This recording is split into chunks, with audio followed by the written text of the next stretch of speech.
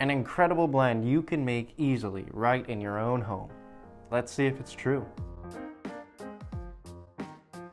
Hey everybody, welcome back to another episode of the Bourbon Hutch, and thanks so much for joining me on this journey through the world of whiskey. So that's right, today we are tackling 1915. So this is a blend of 1910 and 1920 that a lot of people have made in their own homes, and a lot of people swear by and say that it's actually better than 1910 on its own or 1920 on its own. I've got both bottles, I love both bottles, and I wanted to see if that's actually true. So in the past, I've reviewed both 1910 and 1920 separately. I've put them head to head. I'll link both of those videos up here at some point. Don't want to spoil the results of those, but I love both of these, and I'm just having a hard time believing that together they're gonna make something better. Potentially they will. I just really like them both on their own. So I'm interested to see how they come together in a blend. So it's gonna be pretty simple today. I'm just gonna pour a bit of each of these, combine them, let them sit for about 10 minutes, and then we'll dive in and evaluate 1915. All right, so while I pour these up, do just wanna ask that if you're liking all the content coming out of the channel, hit that subscribe button and hit that like button. I've got the goal now to get to 1,000 subscribers by the end of 2022. We're gonna do a fun giveaway once we get to that point, and really looking forward to doing that with you guys. So if you haven't already, hit that big red button. I think this needs a little bit more. That looks good. Let's see what levels we're working with.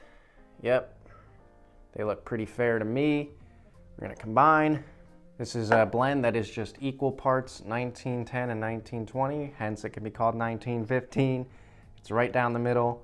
Let's see how these come together. I'm gonna let this blend sit now for about 10 minutes, then we'll come back to it and I'll let you guys know what I think.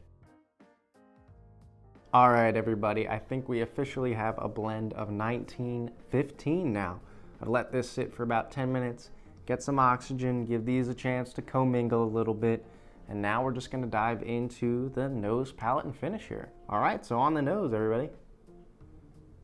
Sweet, it's very sweet. Banana, vanilla, really dominating.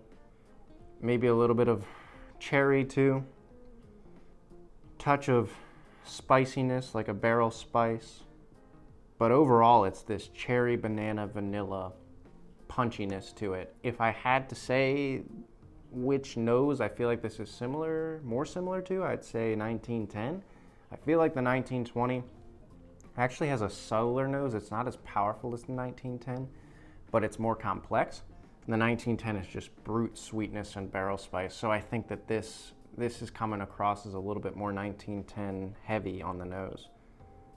But very, very sweet, very inviting. Not sure if it's better than either of the individual components, but it's certainly inviting overall. Let's go into the palate now where things will really get interesting. So first sip, everybody, cheers.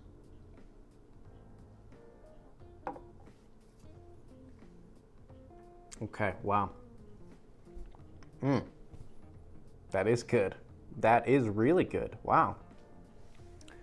Okay, so I feel like, for me, 1910 is this barrel char, barrel spice, brown sugar bomb, lots of sweetness, banana, vanilla, kind of a very dessert-like bourbon. 1920, on the other hand, is a more powerhouse. Got some spice, got some punch. It's got a little bit of peanut in there.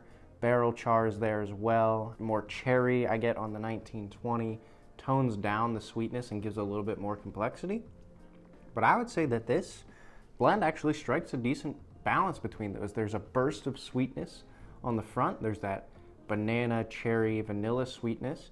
But I did get a little touch of like a peanut butter, darker barrel char, and a little bit of spice in there. I think overall it's got a really good mix of flavors. There's a sort of cinnamon nutmeg thing going on the back end for me now, which I would attribute mostly to the 1920.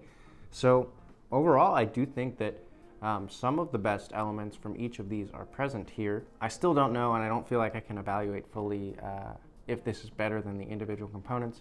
Maybe in the future we'll have to do a blind three-way here, but just wanted to give this its own chance here and see what it's like.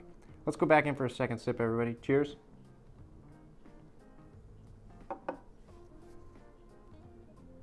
Okay. Again, it's nice. It's like a banana and cherry core coated in some brown sugar and barrel char. That one I got less of the peanut butteriness that I get on the 1920 and a little bit less of the spice and punch. So it mellowed out a little bit on that second sip once my palate was acclimated to it. I feel like the best way I can describe the experience is that like 1920 is one of the best well-rounded, punchy, great proof bourbons out there for around 60 bucks.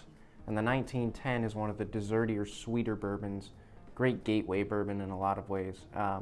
And this blend is sort of down the middle of the road between those two, which I'm not sure I like better. I'm a little bit partial to having whiskeys be totally different and unique, and you want the representations you have, especially in a lineup like the Whiskey Row lineup, you want them to be distinguishable.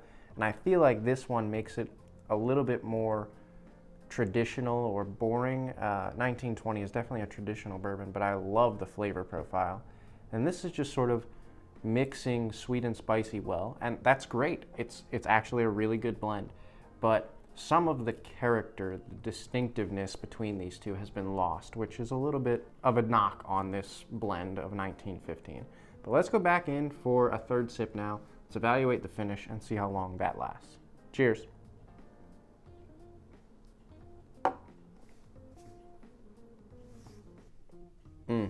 Okay.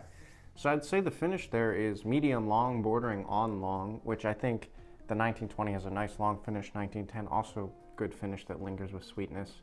I'd say that the banana cherry core sticks around for quite a while, and then there's just this good little bit of spiciness that sticks there too, barrel spiciness, I think. But that vanilla banana cherry kind of core is what sticks around the longest. Again, a really solid showing for this 1915 if you ask me. I mean, it's combining the ultra sweetness of this 1910 with the more well-rounded, punchy nature of the 1920. If I had to knock it, I guess I'm just saying that some of the distinctiveness of both of these offerings has been lost, and it's a more middle-of-the-road bourbon now. That is not a bad thing. It just means that I feel like you can find a lot of things that have a good mix of sweetness and spice, whereas the 1910 is so desserty and so good for that, and the 1920 is so punchy and powerful for its proof and for its price point. I feel like you're mixing two things and getting something more middle of the road. So if you want to try it, I would 100% give a thumbs up to trying the 1915. I think it's a good blend, and a solid bourbon comes out as a result.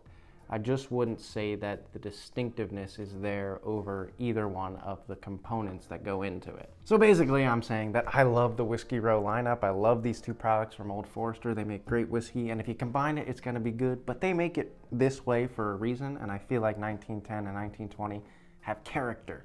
And this blend is solid overall. It just lacks a little bit of character for me. All right, I think that pretty much wraps up what I have to say about this 1915 blend today. Solid blend, and I'm glad that people do it, and it's fun to try to blend things together. Let me know in the comments below if you've ever tried this blend and what you thought of it. If you've ever tried blending two products from other distilleries, how has that gone? Would love to hear what your blending experience has been so far in your whiskey journeys. Until I see you guys again for another video, all I can say is keep drinking good whiskey, keep trying new things, and cheers.